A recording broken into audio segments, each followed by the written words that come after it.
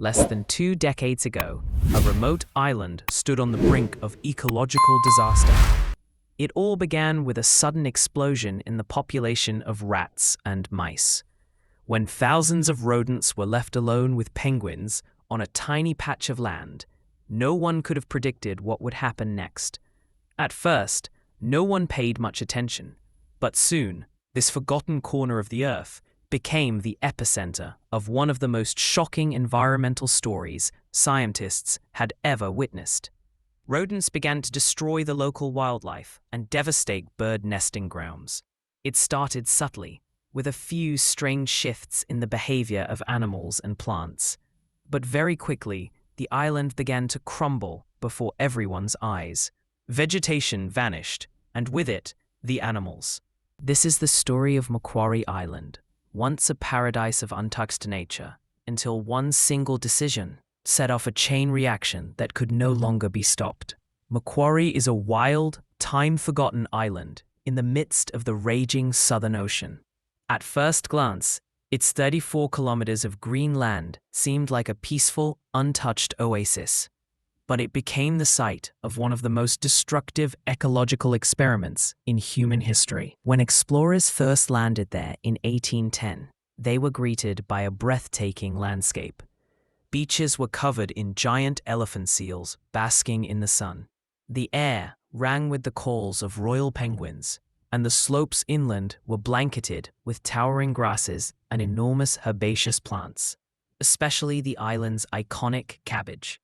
This place felt like something from another world. For thousands of years, its flora and fauna had evolved in isolation, with no natural predators. Their instincts and survival strategies were built entirely around safety. For example, seabirds would spend the day at sea, returning at night to hide in underground burrows. This strategy worked perfectly, until one fatal mistake changed everything.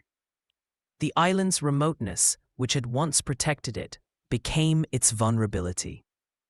In the early 19th century, seal hunters arrived, bringing with them uninvited stowaways, small but incredibly resilient rats and mice. They snuck into the ship holds, survived the voyage, and discovered ideal conditions on the island. No predators, endless shelter, and best of all, a huge food supply, unprotected chicks, and bird eggs. The rodents quickly turned this quiet nature reserve into their personal feast. Among the first victims were the petrels. After thousands of years, they'd never needed to defend against ground predators, and now their burrow nests became an all-you-can-eat buffet for carnivorous rats. Eggs, chicks, even sleeping adult birds. Nothing was safe.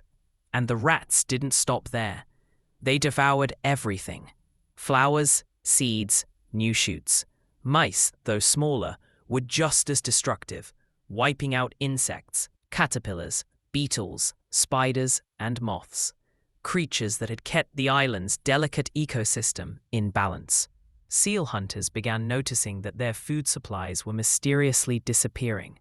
Rats and mice raided their stores, leaving only scraps and chaos behind. Then, someone suggested what seemed like an obvious solution: bring in cats. Some say it was intentional. Others claim the cats simply escaped from ship holds. Either way, by 1820, cats were freely roaming the island. It seemed like a victory. But the true nightmare was just beginning. The island now had it all: thousands of rats, countless mice, feral cats, and helpless penguins trying to survive on a tiny patch of land. What happened next exceeded even the worst fears of ecologists. Nature began to strike back, and the catastrophe accelerated. Cats, brought in to handle the rodents, were initially seen as saviors. Rats were their natural prey, and it seemed logical.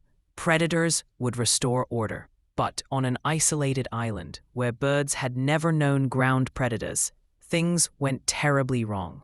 Instead of hunting the agile rats, cats chose easier prey: seabirds. These birds didn't know how to defend themselves.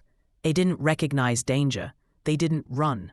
They simply sat in their nests, unaware that death was already upon them. Cats began a true genocide. Every year, they killed over 60,000 seabirds, about 160 birds a day. Species began to vanish one after another. The small, flightless Macquarie Island rail went completely extinct. The island's bright-colored parrot disappeared forever. More than 10 bird species were wiped out, some before they were even scientifically described. And while the cats hunted, the rats kept breeding, looting nests, devouring plants, and leaving ruin behind. What once seemed like a solution had become a catastrophe. And the most astonishing mistake was still to come. In 1872, someone decided that just in case a ship wrecked near the island, rabbits should be introduced so survivors would have food. The idea seemed logical, but no one considered what would happen if rabbits were released onto an island with no predators and abundant greenery. They multiplied at a staggering rate. By 1968, there were over 100,000 rabbits on Macquarie. These fluffy emergency rations became an army of destruction. They didn't just nibble leaves, they ripped plants out by the roots, destroyed entire fields, and even destabilized slopes. Hillsides began to collapse. The roots that once held the soil together vanished. Without vegetation, the earth crumbled and slid away. What was once a lush paradise turned into a barren wasteland. But the worst was yet to come. In September 2006, disaster struck. In Lusitania Bay, home to a vital colony of royal penguins, a massive landslide hit. Hundreds of square meters of land, weakened by rabbit burrows and erosion, suddenly collapsed, burying hundreds of penguins alive. It was a point of no return. The remaining birds could no longer find safe nesting sites. With no vegetation, their nests were exposed and vulnerable. Albatross chicks perched on cliffs became easy prey for predators like skuas. Penguins, petrels, once dominant residents, were now powerless in the face of total collapse. Scientists who arrived on the island were stunned. One described the scene simply as a green field. But behind those words lay the tragedy of a complex, unique ecosystem vanishing before their eyes. As cats dwindled due to hunting and disease, rats once again overran the island. Their numbers reached 36,000. They roamed at night, ate eggs, seeds of rare plants, and bred in the shadows. Following them came the mice, over 100,000 of them, continuing to devastate what was left of a once paradise. Rare orchids that existed only on Macquarie Island could now survive only in fenced-off zones created by scientists. Everything now depended on human intervention. Nature could no longer save itself. And it had all started with one simple act, when someone left rats alone with penguins on a small, defenseless island. By the mid-20th century, Macquarie Island was unrecognizable. Where towering grasses once swayed in the wind, now lay bare, eroded slopes. The giant plants that once formed green jungles had vanished. Instead of a wild Eden, the island had become a scarred, dusty wasteland. And it was the rabbits that had done it, consuming nearly half of all vegetation. They pulled plants out by the roots, dug up the soil in search of food, and destroyed slopes, reshaping the landscape into something more like the surface of the moon. But all of this was merely a prelude to nature's final blow. In 2007, the governments of Australia and Tasmania realized that if they didn't act immediately, the island would be lost forever. For the first time in history, the goal was not to save individual species, but to eliminate the entire invasive fauna, all of it. Every rat, every mouse, every rabbit. It was madness, a plan no one had ever dared attempt before. The cost, over $24 million. The timeline, years. The methods, everything from poisons and viruses to specially trained dogs. They started with the rabbits. Scientists had tried to use the myxomatosis virus back in 1968, which had reduced the population to 20,000, but that wasn't enough. This time, they turned to something much deadlier: rabbit hemorrhagic disease virus, RHDV. In February 2011, carrots laced with the virus were scattered across areas of highest rabbit density. The effect was immediate. The virus spread like wildfire. Entire colonies disappeared within weeks. The next phase was an aerial offensive. Helicopters dropped 300 tons of poisoned bait, bright green pellets targeting both rabbits and rodents. This was done during winter, when most seabirds had left the island, minimizing the risk of collateral damage to native species. But even that wasn't enough. After the poison drops, thousands of animal carcasses had to be removed by hand. If left behind, scavenging birds could have been poisoned by the contaminated meat. Teams of workers spent months combing valleys, hillsides, caves. But the real fear wasn't the dead, it was the survivors. Even one rat or mouse hiding in a crevice could, in just a few years, restore the entire population. A handful of survivors could doom the entire project. That's when the elite force of the plan was deployed. Dogs. 12 specially trained dogs, spaniels, labradors, terriers, arrived on the island with their handlers. These weren't pets. They were professionals, capable of detecting a rat from hundreds of meters away. The final phase had begun: the hunt for survivors. The dog teams worked in the harshest conditions: freezing winds, driving rain, knee-deep mud. But the animals were unstoppable. Every day, they searched new zones, scaled cliffs, explored caves, pushed through thick underbrush. It was a race against time. If even one rodent remained, the island could fall again. The climax came in late 2011. A Labrador named Vax, working with handler Melissa Houghton, made a discovery that would go down in history. The last surviving rabbit family. In a remote, inaccessible part of the island, they found an adult female and her young, hiding in a cave. It was both a triumph and a warning. If this family had survived so long, what if there were more? The team intensified their search. More dogs were brought in. The island was scoured day and night. Every find was a small victory. Every cleared zone one step closer to salvation. By 2013, months passed with no signs of rodents, but no one celebrated. Macquarie had taught too many bitter lessons, so the search continued. 3 more dogs arrived to help. The expedition neared its conclusion.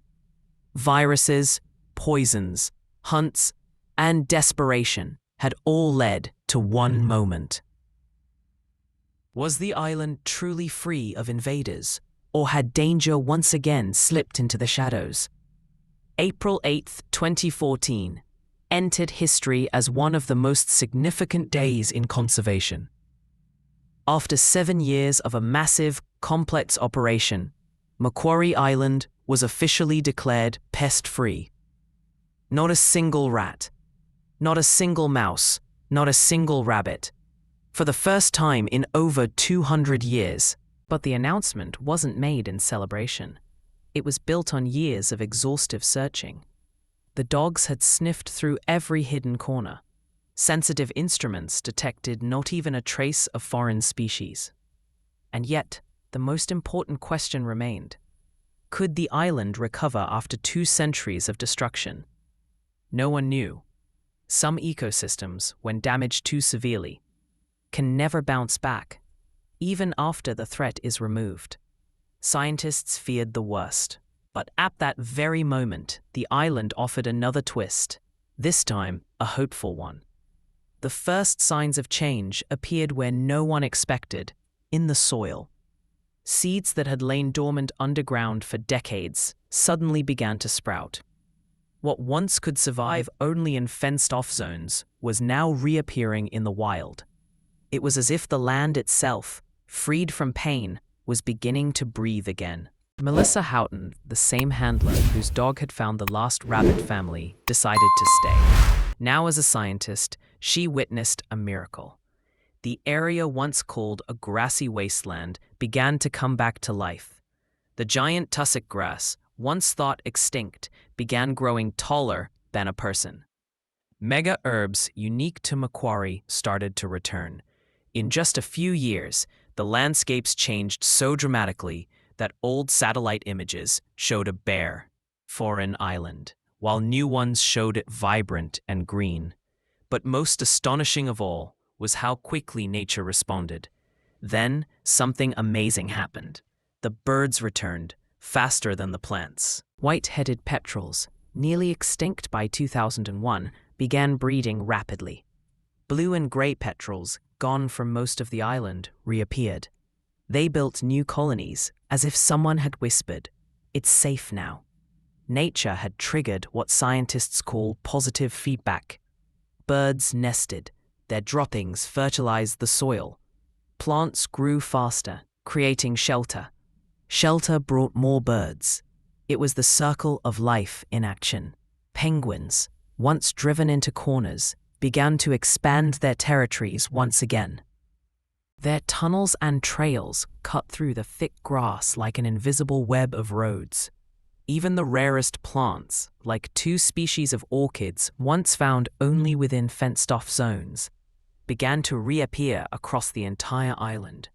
One of the rarest plants on Earth, the Australian Hupersia, once reduced to just a few remaining specimens, was now spreading year after year to new areas. By 2024, scientists made a stunning assessment.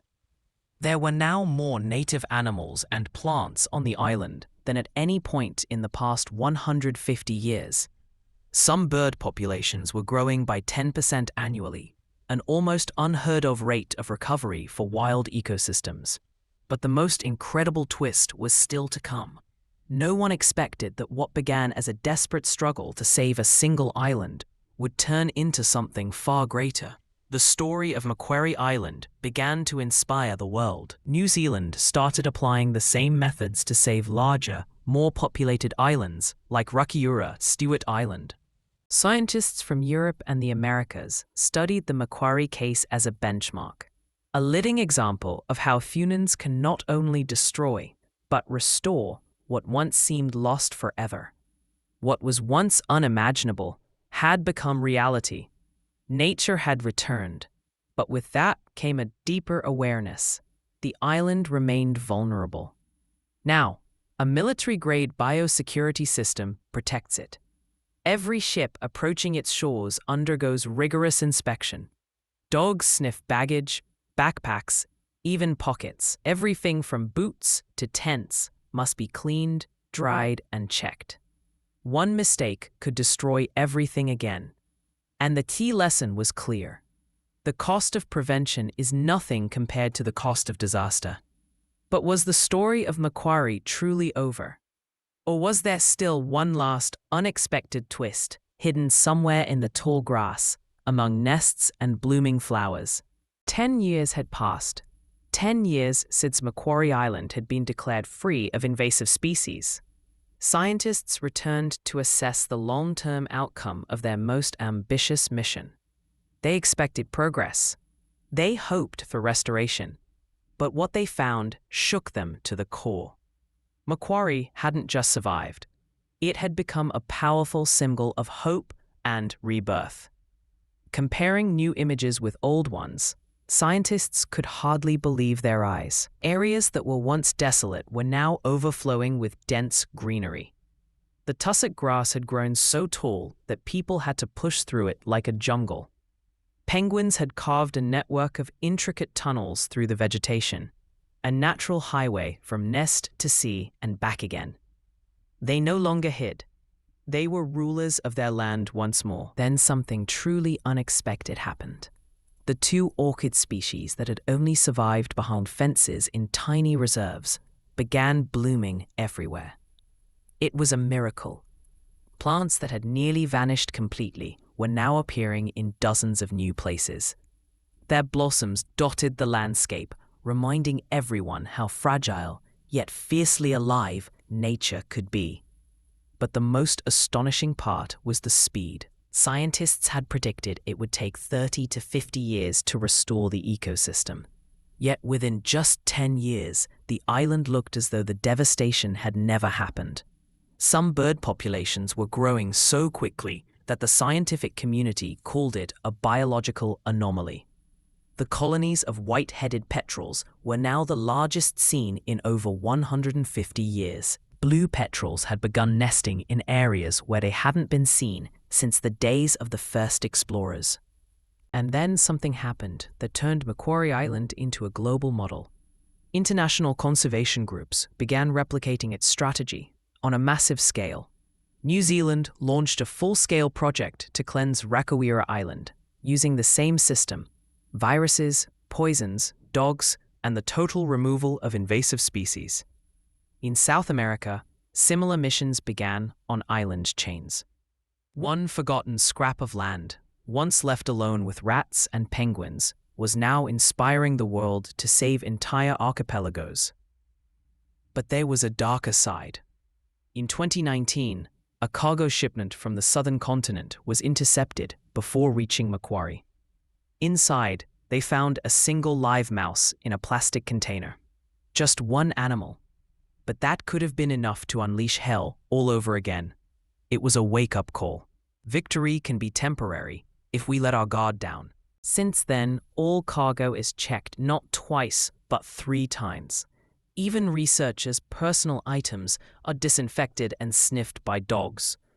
Every centimeter is under control. This extreme caution has become the new norm. And the lesson of Macquarie isn't just about success. It's also a warning. You can restore a lot, but only at enormous cost. It's far easier to prevent destruction in the first place. Macquarie Island has changed, but so has humanity's relationship with nature. We've realized how fast everything can collapse, but also how breathtakingly fast nature can rise again if given a chance. It all began when thousands of rats were left alone with penguins on a tiny island. No one could have imagined that one careless act would spark one of the greatest environmental crises ever. And no one could have imagined that out of that very mistake would emerge one of the greatest stories of ecological recovery in modern history. Now the island lives. It breathes. It sings with the cries of birds and the rustle of grass. And everyone who hears its story learns one simple truth. Humans can destroy, but we can also save. Everything depends on the choice. Macquarie proved, even after devastation, rebirth is possible.